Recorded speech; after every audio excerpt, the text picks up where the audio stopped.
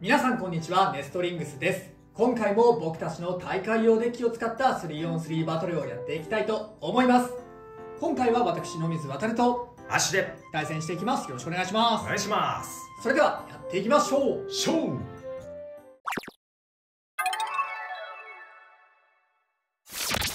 はい、こちらがアッシュのガチ 3on3 デッキになります。まずファーストベイのフェニックスフェザー 460P なんですけれども、こちらは前の動画でちょっと使ってみた感触として、あれフェニックスフェザー意外といけるんじゃないかっていうところと、あとやっぱりアタックタイプを使ってオーバーやできればエクストリームフィニッシュを決めた方がポイント的に大きいので、ガンガン攻めていくっていうコンセプトに変えたガチデッキになっています。あとポイントが意外と真ん中に行ってくれたり、あとそこからアタック挙動だったり、そういう動きをしてくれるのでフェザーと相性がいいんじゃないかと思ってこのカスタマイズにしました。2機目のコバルトドレイク 560R は前の動画でお話ししたのでこの場では割愛します。サードペイのドランソード 360B なんですけれども、こちらはドランソードのアタック力と、あと B とドランソード意外と持久もいけるっていうのを合わせたコンセプトになってます。こちらの3機を使って渡るさんと戦っていきます。はい、こちらが私野水航が使用する 3on3 デッキになります。1機目はシャークエッジの 460O。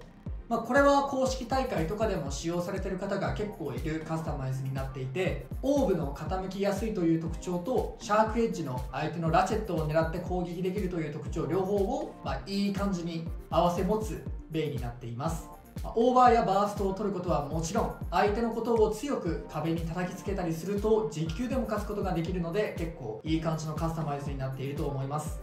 2機目がドランソードの 360B。こちらも結構使用者の多いカスタマイズで、ドランソードの高い持久力と、相手をアタックした後に持久勝ちをするっていう特徴をいい感じに使うことができるカスタマイズになっていると思います。そして3機目がフェニックスフェザーの 560HN です。以前私がドランソード 360HN を結構愛用していたことがあるんですけど、それの、フェニックスフェザー版みたいな感じになっています。フェニックスフェザーがやや重量不足なので、重量が一番重い560をここで選んでいます。AT 系にしちゃうとやっぱり全部持久軸ということもあってシャークエッジやバイパーテイルに駆られてしまうので、全てラチェットは60にしてあります。やっぱり持久軸を使うことでスタジアム中央を陣取る持久ベイにアタックしやすく、かつ対アタックに関しては、オーバーやバーストエクストリームしなければスピン勝ちも狙うことができる。もちろんアタックでオーバーやエクストリームも狙うことができるんですが、スタミナ勝ちも狙うことができるということで、結構器用に立ち回れるベイたちになってるんじゃないかなと思います。今回はこの 3on3 デッキでバトルしていきたいと思います。それでは対戦に移っていきましょう。それではシュートポジションを決めるじゃんけんをします。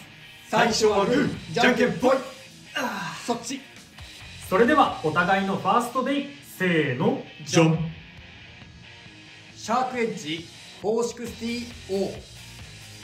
フェニックスフェザー 460P。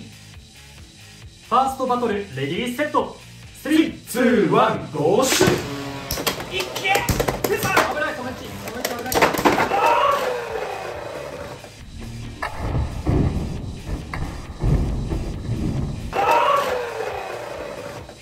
オーバーフィニッシュ、シャークエッジに2ポイント。よーし、飛ばされた。いやー、いい位置に来てくれただけだなお互いのセカンドベイ、せーの、ジョン。ドランソード 360B。 コバルトドレイク 560R。 セカンドバトルレディーセット、3、2、1、ゴーシュー。いけやばい、それはまずい、それは違う。フ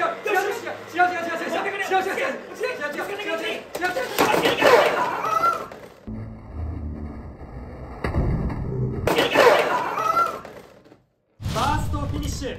コバルトドレイクに2ポイント。それは違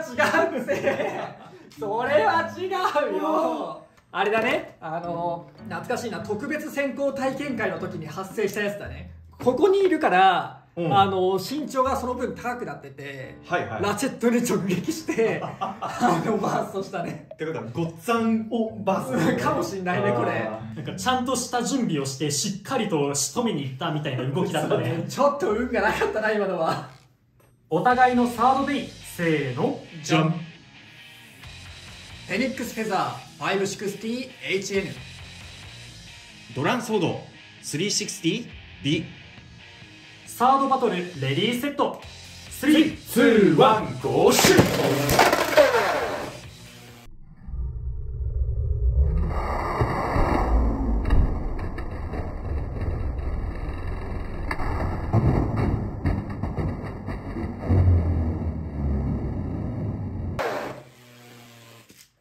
オーバーフィニッシュ、フェニックスフェザーに2ポイントということで、3on3 バトルの勝者は野水渡る。イエーイ、決まったぜやられた。シュートの位置が悪かったね。そうね、前に言ったレフトポジションライトポジションを選んだ時に直オーバーしちゃうっていうやつと同じような負け方をしちゃったね。俺がこうやって構えるともう構える位置的にはこっち側になると思うんですよね。でそうするとベイをシュートするとこっちのベイの方が壁側にいて、こっちのベイはそう動き出しちゃう、そっち側に滑って動くんで、なのでフェザーがこうまずここで1回目の前に進む動きでここにもし押してたらここでオーバーしてたかもしれないし、戻ってきたところをここから戻ってくる時にもまだフェザーの方が壁を背にしてるからそれでオーバーしちゃったみたいな、そういう感じだね。これはねポジションの有利が明確に現れてると思うね。いやでもフェザー全然強いよはい、ということで 3on3 バトルやってきましたがいかがだったでしょうか。運が良かったのか悪かった時もあったねなんかドランソードが引っかかってバーストされた時はもうどうなるかと思ったが、その後の運はね取り返したかなっていう感じですよね。そうだね、やっぱりシュートポジションがちょっと出たって話は痛感しました、今回マジで出たと思う。この構え方ねマジでやられるとねライトポジションの人はきついからね。ここで構えられたらこっちにいるライトサイドの人がこっちの向きで打っても全然 OK。 別に問題はないよ。ここで邪魔にならなかったらいいから。もしめちゃめちゃ邪魔になってんならジャッジの人に言って、公式大会とかだったらすいませんがちょっと手どけてもらうように言ってもらえませんかとか、ちょっとだいぶ占領してるので少し開けてくれませんかとか言ったら多分やってくれると思うから、あまりにも露骨にこんなことやってたり、ね、したらできないからさ、その辺はジャッジの人と話し合ったりなんだけど、これだと別に邪魔になってないからね、ちょっと言いづらい感はあるよね。そうこういう構えをされた時はこの辺に打ったりとかしないと直接オーバーされちゃったりとか、もうそれでも俺はここに行くんだぐらいの気持ちでこうやって置いといた方が強気でね、そう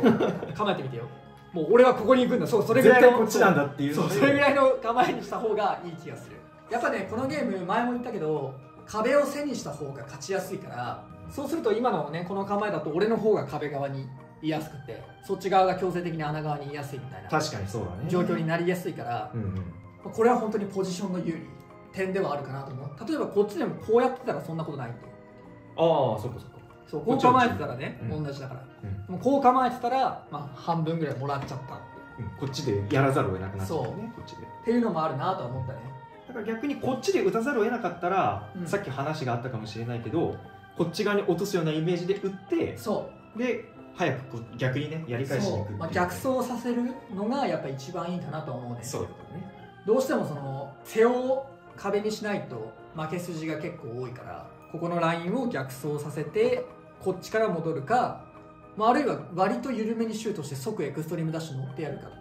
いやでもこれは割とシュートテクニックとか場所のポジションによるあれだったなとは思います。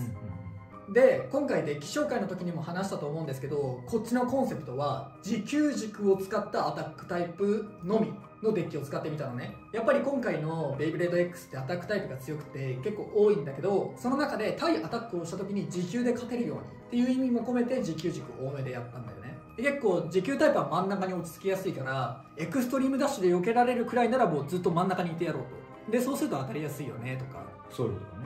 そういう感じのコンセプトでやってみた。ただこれは欠点もあって、さっきのドランソードはちょっとあれなんだけど、バーストしやすいんだよね。そこはちょっとご愛嬌みたいなところではあるけど、例えばシャークエッジの O でもこれ実際大会でも使ってる人が結構いるカスタマイズだし、あとチョメマルがね前にオーブを使ったカスタマイズで紹介してたんだけど、相手を激しく壁に叩きつけたりしてその後スピンで勝つみたいな、そういう戦いもできるから結構ね面白いデッキになってるかなと思います。全部やらなくてもいいかなと思ったけどね、ちょっとバランスよくね、今回はねフェザーもちゃんと活躍してくれたし、結構いいバトルできて嬉しいなと思います。個人的にはフェザーがやっぱりちょっといいんじゃないかっていう感触に上がってきたので、あるね。そうやっぱフェザーの良さがね生きるカスタマイズ次第によっては環境にも入るんじゃないかって全然あり思ってる。得るとは思う。ちょっと不安なのはウイングが来ること。そうだねウィングとぶつかった時がね、あいつはねもうすでに環境を変えているらしいので、僕たちは会ったことないんであれですけど、結構ね他の人の動画とか持ってる方のねそのツイッターとかで上げてらっしゃるこういう感じのブレードですよみたいな映像でしか見てないんだけど、単純なアッパーバだけじゃなくてスマッシュバみたいなのもあったんだよ。だから下に向かって叩きつけるようのなんか形みたいなのもあって、なるほど、いやだいぶきついかもなって。ベイブレード X ってやっぱこう結構こう傾いて回る時あるじゃん。あるね。この傾いて回った時にそのウィングのスマッシュバーがバーンって当たったら直接スタジアムに叩きつけられてスピンで負けちゃうみたいなのもありそうだから、本当にねまだ持ってないからあれなんだけど、あいついるとだいぶ環境変わりそうだなと思ったね。今回ねガチ 3on3 って言ってやってはいるけど、あいついるといないで多分だいぶ環境は変わると思う。から多分次もしこういうガチ対戦やる機会があったらガラッとねデッキの中身が変わってるっていうのは全然あり得るね。そうだね。ウイング対策をしなければならないとかね。そうなってくるとちょっとカウンター用のベイを入れざるを得なくなって、そうメタになるようなねやつを入れる必要があるかもね。いやというわけでフェニックスウィング楽しみですね。そうですね